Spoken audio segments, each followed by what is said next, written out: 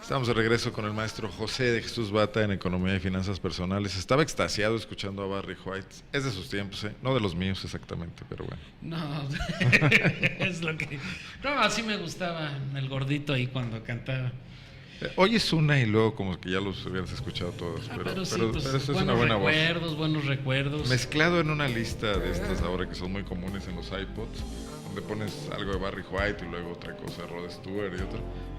Como que lo aguantas, ¿no? Pero 4 o 5 juntas de Barry White ya se me hace un exceso. De aquella época me gustaba el grupo Yes, me gustaba Emerson Lake and Palmer. A otra cosa. Y otras, o sea, pero por este ejemplo soul melcochoso de Barry White para ir al relajo, para ir a ligar y todo, pues eran estos. Era el que le gustaba a los muchachos. Sí, pero bueno, no, al gordo no le gustaba, les gustaba la música, no te... Bueno, y hablando de historia, que es lo que estamos haciendo ahorita con la música, estás revisando concienzudamente cómo el país ha resuelto diversas coyunturas económicas y me imagino un poco que es para arrojar luces sobre lo que nos espera en estos días, ¿no? Bueno, como todo mundo sabemos, ya sacaron la llavecita del cofre del tesoro. La llavecita como tal es pues las reformas constitucionales donde ya le dan chance de hacer cierto tipo de actos al presidente y poder mandar para legislar las leyes secundarias. Más que todo hago una revisión de 2 modelos de desarrollo que se dieron desde la época de Calles hasta nuestros días y trato de ver que los modelos de desarrollo casi siempre han sido imitados por modelos de desarrollo extranjeros. Estoy viendo, bueno, con excepción de Calles y excepción de Cárdenas, todos los demás modelos fueron una imitación de teorías económicas extranjeras. A diferencia de otros países que han generado su propia teoría, como Brasil, en el caso de los subdesarrollados, como Rusia actualmente, o como China, que tiene una escuela fuertísima, por algo está casi alcanzando a Estados Unidos. Con un capitalismo híbrido, con una dictadura política. Son comunistas en lo político y capitalistas en lo económico. Lo que pasa es que si no tienes controlada la mano de obra no puedes generar los niveles de productividad que tiene. Y en una sociedad de esos cantidad de habitantes, pues tiene el que control político es esencial. Sí. ¿No? Entonces, en este caso, la revisión se hace. ¿Cuál fue el proceso de construcción? Pues básicamente con Calles y con Cárdenas. Se tuvieron que fundar el Banco de México, se tiene que fundar Nacional Financiera. Y por otro lado, se daba el crédito al campo. Ahí ya se tenía pensado que ante el colapso de las haciendas como entidades de producción, el ejido iba a durar únicamente una generación. ¿Por qué? Porque más o menos el promedio de población se repartían 5 hectáreas por familia, la cual era padre y madre, más 12 miembros de familia, lo cual era una mano de obra adecuada para 5 hectáreas. Pero la siguiente generación, que nacía mucho, estaba programado para generar la migración a las ciudades. ¿Qué fue lo que el efecto pivote del desarrollo o de la industrialización? Pues vamos a empezar con la nacionalización del petróleo. ¿Por qué? Porque ahora tenían que hacer todas las materias primas y todos los insumos los tuvieron que generar en México. Entonces ya estaba planchada la parte de la generación de un solo emisor, que era el Banco de México, y el financiamiento del paso del artesanado a la industria. Ya se industrializó en forma. Después vino la guerra mundial, donde decían los gringos, ¿sabes qué? Pues mis fábricas de zapatos están produciendo bota, mis fábricas de coches están produciendo tanques, por favor prodúceme coches y zapatos, porque mi población se empieza a industrializar.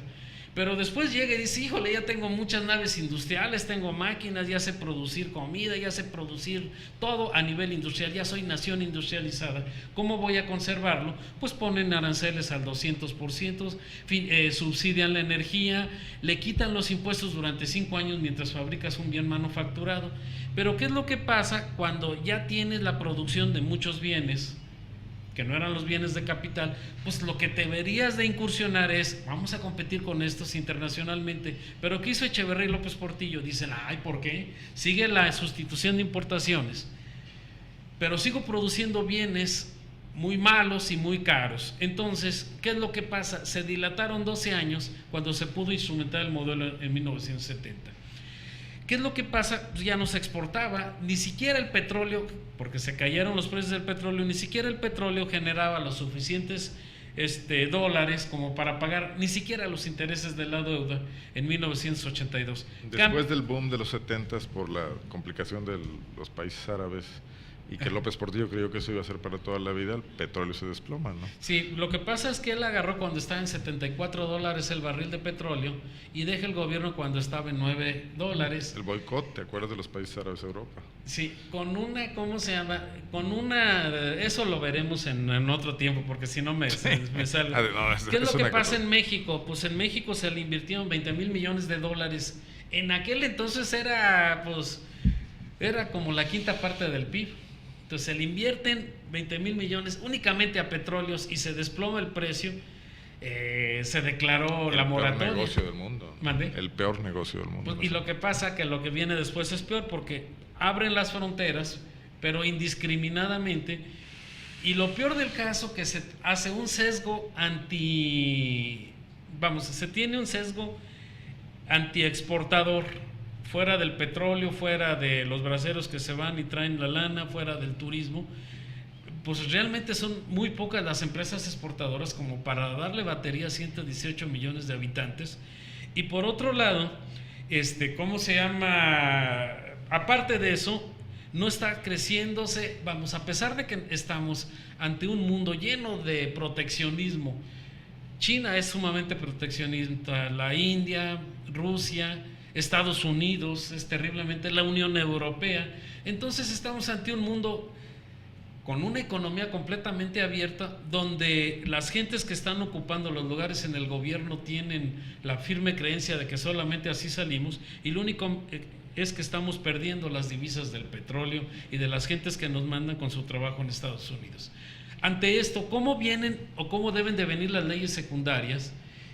Yo lo que veo es que es una superguerra brutal de los intereses creados, de lo que les llaman los poderes fácticos. Y voy a poner el ejemplo de telecomunicaciones. ¿Qué pasa en telecomunicaciones? El otro día van desde Televisa hasta Los Pinos. ¿Por qué no se fueron a Telcel? Porque los patrocinaba desde... Porque la izquierda, que es la que maneja estos movimientos, está casada desde hace tiempo, desde el tiempo de López Obrador, con Carlos Slim. Es de lo más curioso, es muy parecida a la izquierda. Pero no hay la sensación de que las leyes secundarias sí están metiendo en cintura a Telmex, pero no a Televisa, ¿no? Por ejemplo, también. A Telmex le tienen que poner en cintura porque tuvo 10 años Telmex de monopolio y son $30,000 millones que de alguna manera... 10 años de monopolio, más de 10 años de monopolio. Monopolio 94, es cuando el único productor, me estoy refiriendo a Teléfonos de México. O sea, se privatiza en 94 y estamos en 2014. En este caso, 20 años. Bueno, en este caso, cuando hablamos en la situación actual de Telmex, que ya hay competencia, estamos hablando de economía con empresa dominante. Claro. O sea, no es monopolio. Monopolio es cuando el 100% lo abarca una sola. En este caso, el monopolio lo tuvo 10 años. Ok, como producto del monopolio, de no tener un capital más arriba de $500 millones, pasa a tener $30,000 millones en esos 10 años. Ok, en cualquier tipo de economía le hubieran volado la mitad de puros impuestos, pero no pagado impuestos. ¿Por qué estamos hablando? Pues, impuestos sobre la renta 35% masiva, 55%. Pero como no se dio, tiene que haber algunas formas de compensar.